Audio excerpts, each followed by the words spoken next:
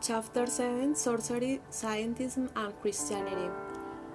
And as James and Jambres resisted Moses, so there also resist the true corrupt men of understanding, reprobate as to fight.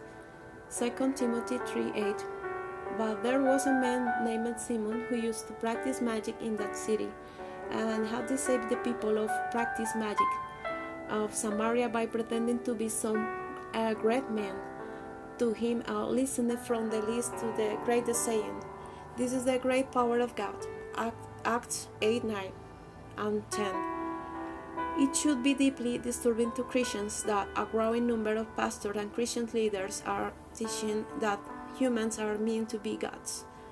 The fact that this belief is spreading within the church at the same time that it is being embraced by millions in virtually every area of secular society as a part of the growing New Age movement can hardly be a coincidence.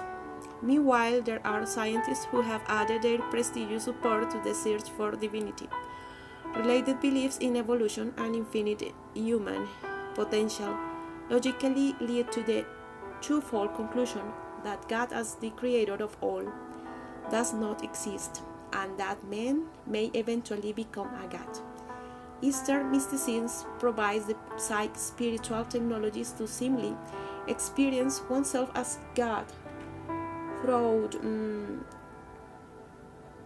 so-called higher state of consciousness. Having had this experience through drugs and various forms of yoga, millions of people are now convinced, and now that science has given its backing to the exploration of inner space, the seduction has accelerated. An arrogant scientism, as one of the world's foremost astrophysicists, Robert Jastrow, has expressed the popular theory that evolution could have been in process on some planets for 10 million or billion years longer than on Earth. Therefore, there could be beings who are fact above humans where are beyond worms. Jastrow suggests that if and when we find them, they will seem like gods with powers of omnipotence and omniscience to ourselves.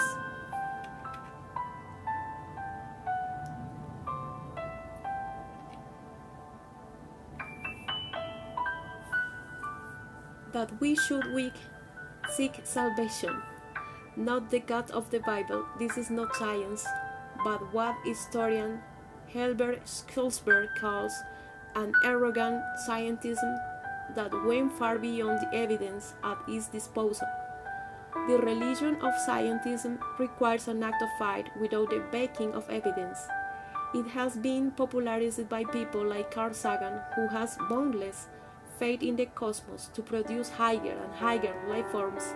The Bible condemns his religion and describes its followers as fools, who exchanges the truth of God for a lie, and worship and serve the creation instead of the Creator. Romans chapter 1, 22-25. The popular image of scientists as cold intellects free of personal prejudices who base everything strictly on solid facts is unfortunately false, observing that there can be no mere appeal to facts, because actuality cannot be considered apart from a philosophy by which facts are interpreted. Schlossberg documents that eventually scientific scholars failed to reveal ideological source. Even Aldous Huxley admitted that science is that wonderfully convenient embodiment of the opinions at a given date of Professor X, Y, and Z. Referring to the reluctantly admitted prejudice of scientists, C.S. Lewis implied that the whole vast structure of modern naturalism seems depends not on positive proofs, but merely on a metaphysical a priori prejudice, designed not to get into facts, but to keep God out. Scientists, evolution, and reincarnation, while professing atheism, scientific materialists could be considered polytheists. Their gods are engendered by supposed evolutionary processes and natural forces, with whom they hope or fear to make contact one day through the space program, and even aspire to become like them, that which the occultist has traditionally hoped to accomplish through mystical practices. The scientific materialist has dreamed of doing through technology, conquering the atom and space, discovering the secret of life, eradicating all diseases, and eventually reigning supreme over all the forces of the world. Nature as a captain of its own destiny and mistress of the universe.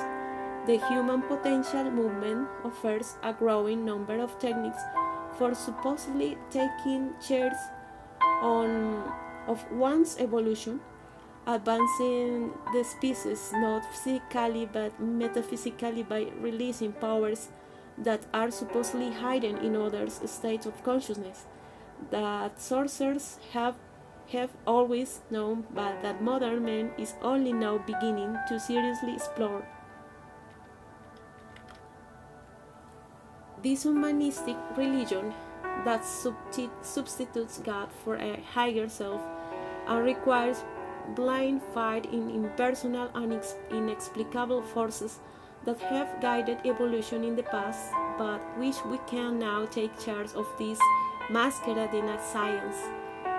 The Institute for Conscious Evolution, for example, offers evolutionary counseling services at its San Francisco Counseling Center and offers courses in conscious evolution toward MA or PhD degrees, even though no one can explain or demonstrate what conscious evolution really is.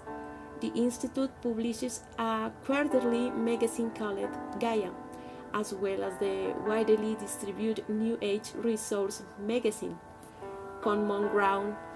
It also sponsors seminars, workshops, and special projects, such as its recent 125 grant to study cultural transformation as part of its Earth Community Network project, all in the name of science.